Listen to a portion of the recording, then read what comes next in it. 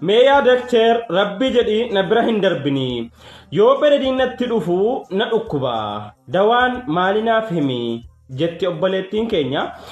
Wanni kun gaaffii namoota hedduutiin hin beeka shamarran keessuma gaaffii keessanii heddumminaan maarree tariitiin waan kana furmaata isa dhumaan isinii qabadhee dhufe haga dhuma qophii sagantaa kiyyaatti na wajjiniin turuudhaani viidiyoon kun hawaasa bira akka ga'uu fi namoota hedduu rakkataa jira waan ta'eef viidiyoo kana waan hunda dura viidiyoo kana gadi qabii namoota sheer godhii kooppi liinkii godhi namoota bira ga'u.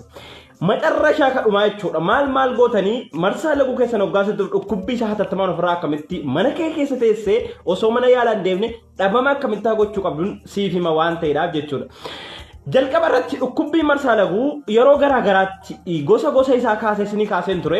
Dhukkubbii marsaa laguu kun yoo hojii idilee keessan irraa kan sin kutu ta'e yoo dura osoo marsaa laguu dhumne torbee tokko dursee kan eegalu yoo ta'e wanni kun rakkoo gadameessaa waan ta'eef deemtanii yaalamuu qabdu. Rakkoo gadameessaa deemtanii yaalamuu qabdu isiniin jedheetiin ture.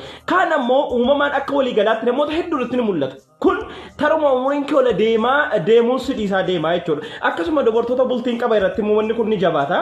Tara umuriin kee ola deemuun wanni kun illee badaatiin deema. Isa kana bal'inaan duraan dubbadheen ture. Amma garuu maal akka gootee ofirraa dhabamsiiftu qofan gaggabaabsee si kaasa jechuudha. Jalqaba irratti